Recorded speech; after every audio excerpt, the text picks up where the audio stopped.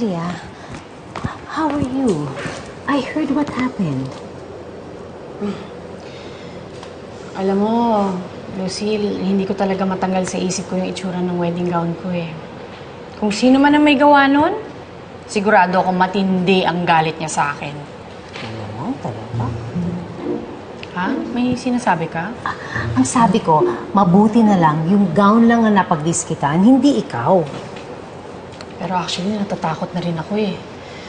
Kaya nga nakiusap ako kay Jaime kung pwedeng dito muna ako matulog ngayong gabi. What? You and Jaime under one roof? Naku, teka muna, hindi pwede yan. Lalong-lalo na ngayon, vulnerable ka. Paano kung may mangyari sa inyong dalawa? Naku, hindi pwede. Hindi ako makakapayag, hindi. Bakit parang apektadong-apektado ka, Lucille? Bakit hindi ka makasagot? Bakit parang tutol na tutol kang nandito ako?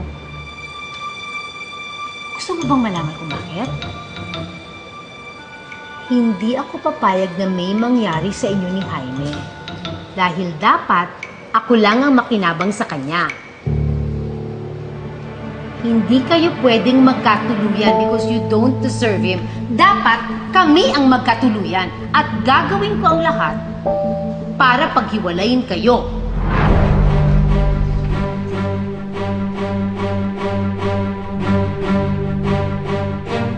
Joke!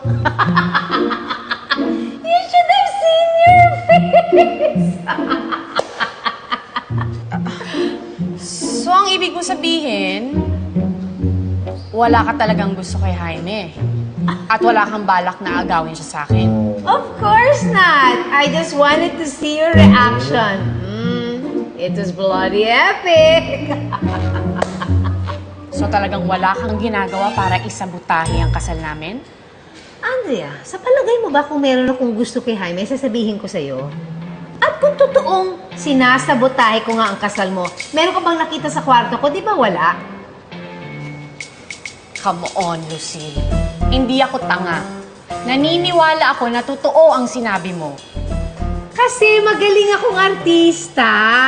Alam mo bang ever since bata pa ako, naku, lagi akong member ng drama club namin. Kung gusto mo, tanungin mo pa kay Jaime. Ano ba nangyayari dito? Wala. Good time ko lang tong fiancé mo. It's nothing. That's nothing. Alam mo, mapagbiro talaga tong kaibigan kong to.